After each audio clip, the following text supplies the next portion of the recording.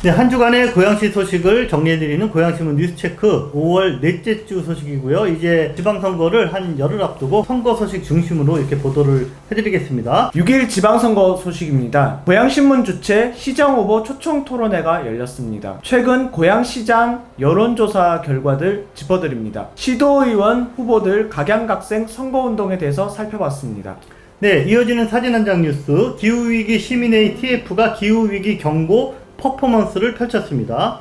새마을금고와 고양신문이 마을숲 시민학교 협약을 맺었습니다. 마지막으로 화정에 새로 문을 연 성나 피크닉 공원 개장 소식을 알려드립니다. 지난주 수요일에 고양신문이 주최한 시장후보 초청 토론회가 열렸습니다. 저희가 토론회 전체 영상을 유튜브에 올려드렸기 때문에 이미 많은 분들이 영상을 보셨습니다. 네. 1시간 10분이라는 그 길지 않은 시간 동안 더불어민주당 이재준 후보, 국민의힘 이동환 후보, 정의당 김혜련 후보가 진지하고 치열하게 토론을 펼쳐서 유권자들이 많은 관심을 받았습니다. 우선 토론회 전체를 총평하자면 이날 새 후보가 밝힌 발언에서 어떤 특징을 잡아낼 수 있을까요? 네, 이번 주 저희가 고양신문 헤드라인으로 딱 뽑은 제목 그대로인데요. 이재준 후보는 아무래도 현역 시장답게 성과 이거를 강조했고요. 이동환 후보는 지역 정권 교체를 요구하는 변화 이거를 키워드로 잡았습니다. 그리고 김혜련 후보는 이 거대 양당 프레임과는 조금 결이 다른 새로운 전환을 강조했습니다. 핵심 쟁점들을 좀 후보별로 짚어봐야 될 것 같습니다. 네, 우선 기호 순서대로 더불어민주당 이재준 후보의 쟁점 토론부터 짚어드리겠습니다. 국민의힘 이동환 후보를 겨냥해서 킨텍스 제3 전시장 건립 예산 145억 원이 윤석열 정부 들어서 전액 삭감된 것을 따져 물었습니다. 새 정부와 친하다는 이동환 후보의 영향력은 대체 어떻게 된 것이냐 라고 질문을 했습니다. 자, 이러자 국민의힘 이동환 후보는 새 정부에 대한 저희 영향력까지 말씀하시면 할 말이 없다. 하지만 제가 시장이 되면 다시 한번 예산 반영에 적극적으로 나서겠다라고 답변을 했습니다. 자, 그러자 이재준 후보가 재차 공격에 나섰는데요. 과거에 국민의힘은 킨텍스 제3 전시장 건립 사업을 100대 핵심 삭감 사업으로 선정해 놓고 사업을 계속 방해해 왔는데 결국은 윤석열 정부가 들어서고 곧바로 예산이 삭감됐다 이렇게 이제 지적을 하면서 이것은 일자리를 꿈꾸는 모든 고양 시민의 희망을 짓밟는 일이라고 목소리를 높였습니다. 네, 이 토론회 끝난 이후에도 양측의 공방이 계속 이어졌죠. 이 문제가 약간 확전되는 양상을 보이고 있는데요. 자, 먼저 민주당은 김동연 경기지사 후보까지 나서서 국민의힘을 압박하고 있고요. 반면에 국민의힘 이동환 후보 측은 이제 진화에 나섰는데 지난주 금요일 중앙선대위 회의에서 권성동 원내대표에게 공개적으로 다시 킨텍스 예산 반영시켜 달라라고 요구를 했습니다. 자, 이번에는 이동환 후보의 주도권 토론 핵심 내용 무엇인지 남동진 기자가 좀 체크해 주시죠. 지난 12년간의 민주당 출신 고양시장들의 시정 운영을 비판을 했습니다. 이동환 후보의 발언을 그대로 빌리자면 2010년 60%였던 고양시 재정 자립도가 민주당 시장들의 집권 이후 2022년에는 32.8%로 곤두박질 쳤다. 특히 이재준 후보가 4년간 시장으로 열심히 일했다고 하지만은 상황이 더욱 악화됐다. 성남시 같은 경우를 비교해보면은 같은 기간 67.4%에서 62.2%로 큰 변동이 없었다.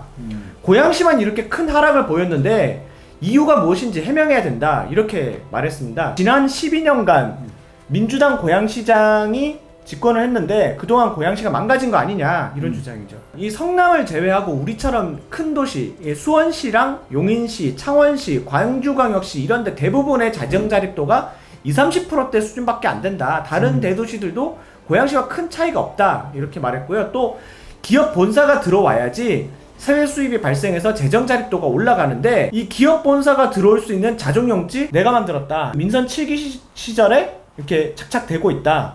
네, 이렇게 말했습니다. 이동환 후보가 이 무슨 소리냐. 고양시의 기업 경영 환경이 너무나 열악해서 그나마 있던 기업도 파주나 김포 같은 인접도시로 떠나고 있다. 그동안 민주당 시장들은 기업 유치를 못한 것뿐만 아니라 기존 기업이 정착할 수 있는 환경조차 제대로 만들지 못해서 굉장히 열악한 환경이었다. 이렇게 주장했습니다. 네, 관점이 서로 완전히 다른 것 같고요. 자, 이번에는 정의당 김혜련 후보의 주도권 토론인데요. 김혜련 후보는 최근에 신분당선 일단 연장이라는 공약을 이렇게 내세우고 있는데 실제로는 이게 말이 안 되는 불가능한 노선이다라는 점을 지적을 한 것이죠. 정부가 신분당선을 삼성역이 아닌 신원마을까지 연장하는 안으로 예타를 진행을 하고 있는데, 신원마을을 거친다면 통일로를 따라 북쪽 노선으로 방향을 잡아야 하기 때문에 이게 일산 방향 연장이 사실상 어렵고, 그렇기 때문에 이동환 후보의 공약은 이거 문제가 있는 거 아니냐라는 지적인 거죠. 김혜련 후보의 이야기를 그대로 옮겨보겠습니다. 예타에 반영된 고양시 정점이 어디냐라고 이동환 후보에게 묻자 이동환 후보가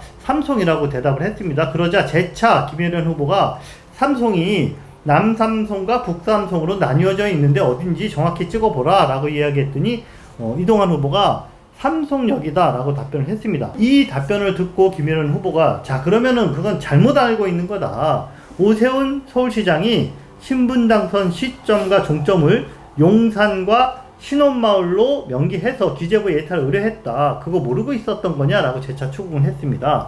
그러자 이동환 후보는 삼성역으로 검토된 것으로 알고 있다라고 답했고, 김혜련 후보는 서울시가 신원이라고 명기해서 기재부에 보냈으니까 오세훈 시장에게 직접 확인해 보라라고 끝까지 이렇게 공격을 멈추지 않았습니다. 네. 뭐 위치적인 차이뿐만 아니라 이게 사실 또 거기에 파생되는 문제들이 있는데요. 신분당선이 일단 삼성까지 오는 것도 지금은 쉽지 않은 상황인데, 오고 나서도 이제 어디로 뻗어나가느냐에 대한 문제가 있어서 그렇습니다. 신분당선이 일산 방향으로 갈 것이냐, 아니면은 삼송에서 신원마을로 간다 그러면은 아무래도 통일로를 따라서 이 북쪽으로 파주 쪽으로 올라가는 그런 노선으로 향후에 연장될 가능성이 좀 높거든요. 그래서 아마 이 문제가 향후에도 지역 정치인들 그리고 우리 시민들에게 큰 관심사가 되지 않을까 싶네요. 최근 고양시장 후보 여론조사 기사가 2개 발표됐죠. 대선 때와는 사뭇 다른 양상입니다. 이게 이제 지역 정가에서 다들 약간 이제 놀라운 결과다 이런 반응들인데, 왜냐하면 두 여론조사 모두 국민의힘 이동환 후보가 민주당 이재준 후보를 많이 앞서는 것으로 이렇게 나타났기 때문입니다. 자, 먼저 18일 발표된 인천일보 여론조사를 보면 이동환 후보가 47.5%, 또 이재준 후보는 38.8%로 격차가 8.7%가 났습니다. 자, 그러니까 표본 오차를 플러스 마이너스 4.3%로 잡고 있으니까 오차 범위 밖에 그 우세를 이동환 후보가 차지하고 있다, 이런 결과입니다. 자, 그리고 가장 최근 경인일보가 의뢰한 그런 조사인데요. 자, 이동환 후보가 47%, 이재준 후보가 35.7%, 두 후보 간 격차는 무려 11.3%로 이게 좀 더 벌어졌습니다. 결과만 보면 이동환 캠프 입장에서 굉장히 고무적일 상황일 것 같고, 네. 이재준 캠프 입장에서 굉장히 좀 당황스러울 만한 결과일 것 같은데, 네. 각 캠프 분위기가 어떤지 궁금한데요. 네, 말씀하신 대로 일단 앞서고 있는 것으로 나타난 국민의힘 이동환 후보 캠프는 조용한 가운데서도 무척 고무된 분위기인 것 같습니다. 본인들이 기대했던 것보다 오히려 더 큰 폭으로 여론조사 결과가 나왔기 때문입니다. 특히 지방선거는 이게 아무래도 지자체장 선거와 또 시도의원 선거가 이렇게 한꺼번에 이렇게 바람을 타는 이런 가능성이 높기 때문에 각 선거구에 공천을 받은 국민의힘 시도의원 후보들도 야, 이거 예상보다 많이 당선될 수 있겠다라고 기대를 하면서 선거운동에 힘을 내고 있다고 합니다. 다만 섣부른 기대감에 취하지 말고 좀 더 긴장감을 단단히 조여야 한다라는 게 내부 분위기라고 캠프 관계자가 전했습니다. 이재준 후보 측은 남 기자님이 체크해 보셨죠? 네, 발표된 여론조사 결과를 좀 그대로 납득하기 힘들다, 좀 이런 분위기인 것 같습니다. 여론조사 마냥 부정하는 건 아니지만은 실제 여론조사를 하는 데 있어가지고 뭐 표본 모집이라든지 가중치 부여라든지 설계를 어떻게 하느냐에 따라 가지고 굉장히 큰 폭의 차이들이 있는데, 이 결과는 뭐 선거운동에서 하나의 참고는 될 수 있을지 모르지만은 큰 의미는 두고 있지 않다. 경선을 치렀었는데 그때 이제 상대 후보랑 경합 또는 열세 이렇게 나타났었지만은 결과에서는 과반이 넘는 득표를 했었다. 네네. 예, 그렇게 반박을 했습니다. 지방 일간지 두 군데의 여론조사로는 이동환 후보가 오차 범위 밖에서 앞서는 것으로 나타났습니다. 그런데 또 한겨레 신문 보도를 보면은 중앙당에서 자체적으로 판세 분석을 한 결과에서는 민주당이 오히려 우세하다라고 지금 이런 기사가 나왔습니다. 자, 어떤 것이 맞을지 저희들도 궁금합니다. 유권자들에게 한 명이라도 더 얼굴을 알리기 위해서 숨가쁜 열전에 이제 돌입을 했습니다. 6일 지방선거 유세 현장 이곳저곳 둘러봤습니다. 사진을 보시는 여기는 중산 이동 산덜마을 거리인데요. 이 사진 찍힌 시간이 바로 19일 0시 0분입니다. 저희 한진수 기자님이 어느 현수막에 가장 먼저 걸리나 지켜봤는데 이 최승원 도의원 후보가 가장 먼저 현수막 거는 장면을 포착했다고 하네요. 두 번째 사진 보시겠습니다. 요거 재미있습니다.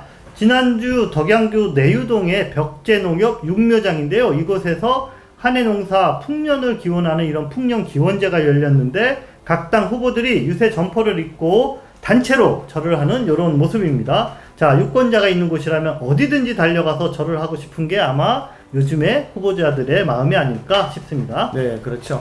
다음으로는 시의원 라선거구 국민의힘 고부미 후보인데요. 이번 선거운동에서 두 분의 장애인 운동원들과 함께 선거운동을 펼쳐서 눈길을 끌고 있습니다. 고부미 후보께서는 장애인과 비장애인이 함께 어우러지는 정치를 펼치고 싶다라는 포부를 밝혔습니다. 네, 보기 좋은 모습이네요. 같은 라선거구 더불어민주당 송규근 시의원 후보입니다. 자, 라선거구는 4년 전에 비해서 인구가 3배 이상이나 늘어난 그런 지역입니다. 자, 그래서 송규근 후보는 자전거를 타고 등에는 워킹보드를 짊어매고 지역을 이곳저곳 누비고 있다고 합니다. 자, 유세차 또한 2인승 전기차를 활용하면서 에너지도 아끼고 순발력도 아주 좋다라면서 만족감을 표했습니다. 고양시장과 시의원 후보 6명을 공천한 정의당은 19일 첫 유세 일정을 심상정 국회의원과 함께하는 골목상과 휠체어 투어로 시작했습니다. 왜냐하면 심상정 의원님께서 대선 이후에 다리를 다치셨거든요. 그래서 잠시 휠체어 신세를 지고 있는데 이날은 누구보다도 부지런하게 김혜련 시장 후보와 장상화 시의회 후보와 삼송역 주변 상점가를 돌면서 소중한 한 표를 호소했습니다. 송포동, 덕이동, 가좌동 지역의 더불어민주당 후보 3명이 JDS 공공개발 성공을 위한 원팀을 선언했습니다. 주인공은 이길용 도의원 후보 그리고 김하경, 김정희 시의원 후보인데요. 이들은 JDS 개발의 신속한 추진 그리고 교통문제 해결 두 마리 토끼를 우리가 함께 잡겠다라는 각오를 다졌습니다. 도의원 5선거구에도 국민의힘 후보들의 합동 출정식이 열렸습니다. 이곳은 1998년 그 30대 젊은 나이로 5대 경기 도의원을 역임했던 나진택 후보가 오랜간만에 지역 정치 무대 복귀를 선언한 자리였습니다. 출정식을 진두지휘한 김필래 전 당협위원장은 힘있고 유능한 여당 후보들로 지역 정치를 바꿔달라고 호소했습니다. 보고 계신 사진은 고향의 시민활동가들이 참여하는 기후위기 시민회의 TF가 19일 일산문화공원에서 기후위기의 심각성을 경고하는 퍼포먼스를 펼치고 있는 모습입니다. 네, 이날 한 50여 명의 참가자들이 있었는데요. 위아래로 검은색 복장을 하고 지금 당장 기후정의를 외치면서 플래시몹과 시민 발언을 이어갔습니다. 네, 기후위기 시민회의 TF에는 고향 YWCA, 또 고향 여성 민우회, 기후위기 고향 비상행동 등 10여 개의 시민단체들이 참여하고 있는데요. 주최 측은 오는 지방선거에서 기후위기 관련 공약을 후보들에게 촉구하기 위해서 공식 선거운동의 첫날 퍼포먼스를 열게 됐다라고 밝혔습니다. 지구의 온도를 낮추고 시민들의 건강을 지키기 위한 공공 프로그램 마을숲 시민학교 운영을 위해서 고양신문과 지역의 금융기관이 함께 손을 잡았습니다. 17일 열린 사업 운영 협약식에서는 고양 동부새마을금고 그리고 고양 누리새마을금고, 일산새마을금고 이사장님과 임직원들이 참석해서 적극적인 협업을 약속했습니다. 네, 고양신문이 올해 중점 사업 중 하나로 펼치는 마을숲 시민학교는요, 이 각 동네의 마을숲을 중심으로 이웃들과 함께 다양한 공공 프로그램을 실천하는 사업입니다. 이 사업이 시작되면 저희가 뉴스체크 그리고 뉴스 택배를 통해서 프로그램 정보를 우리 구독자 여러분들에게 상세히 알려드리겠습니다. 기대해주세요. 고양시에 새로 문을 연 나들이 장수항구 소개해드리겠습니다. 바로 덕양구의 중심공원인 성나공원 숲속의 성나 피크닉공원이 23일 월요일에 개장을 했습니다. 자, 첫인상을 말씀드리면 한마디로 기대 이상으로 환경이 쾌적하고 또 시설이 깔끔했습니다. 원래 여기가 게이트볼장 있던 곳인데 접근성이 좀 떨어지는 이런 곳이었어요. 그랬는데 35개의 테이블을 갖춘 이런 멋진 피크닉 공간으로 이렇게 리모델링을 한 것입니다. 그래서 나무도 이미 울창하고 테이블 간의 거리도 넉넉해서 머지않아 피크닉 명소로 인기를 얻지 않을까 생각됩니다. 네, 뭐 저희 같은 입장에서는 여러 가지 궁금한데 가장 궁금한 게 이게 바베큐 혹시 가능합니까? 여기가 숲속이다 보니까요, 이 숯불이나 모닥불 떼는 거는 안 됩니다. 대신 휴대용 가스버너를 가지고 가셔서 불판에다가 이렇게 삼겹살 굽는 거 요거는 가능합니다.